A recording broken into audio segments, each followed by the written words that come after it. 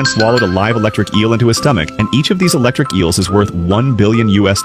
Moreover, this thing is slippery all over, and it's simply impossible to pick it up. Besides, the chopsticks used by Toriko and the others are also very smooth. Every time it seemed that they were about to put the eel in their mouths, the eel would slip away. This made Toriko quite irritable. Finally, after a long period of training, Toriko and Komatsu's skills became more and more powerful. In order to make themselves stronger, the two asked their senior fellow apprentice to arrange the next training for them. So, the senior fellow apprentice gave them a pair of chopsticks 10 meters long and asked them to separate the red beans from the green beans. If they couldn't do it, they wouldn't be allowed to eat for a week, and Toriko practiced for a whole day but still couldn't pick up a single bean. Then, the senior fellow apprentice arranged a new task for them. He asked the two to squat in place and pray. Suddenly, a spike flew past Toriko's side. The senior fellow apprentice told Toriko that this plant was called the gratitude cactus. If the cactus couldn't feel the sincere prayer of Toriko and the others, it would attack them. So, the two could only pray in a state of nervousness and fear. Suddenly, the cactus shot out more spikes, and the clothes of Komatsu and Toriko had already been pierced by the cactus. They barely passed this training. At this time, the senior fellow apprentice took out 2 seeds. This was a kind of plant that could grow ham, and to make this plant grow ham, they also needed to let the seeds feel their sincere prayer. As a result, after they prayed for a whole day, the seeds just sprouted. After seeing this, the senior fellow apprentice said that if they couldn't make the seeds grow ham, they would never be allowed to eat again. Upon hearing this, the power of their prayer in their bodies suddenly became stronger, and the seeds quickly grew ham. Just then, the bread butterfly smelled the fragrance and pounced on it, taking away several slices of ham, and Toriko finally got angry. He waved his hand gently and attacked the butterfly.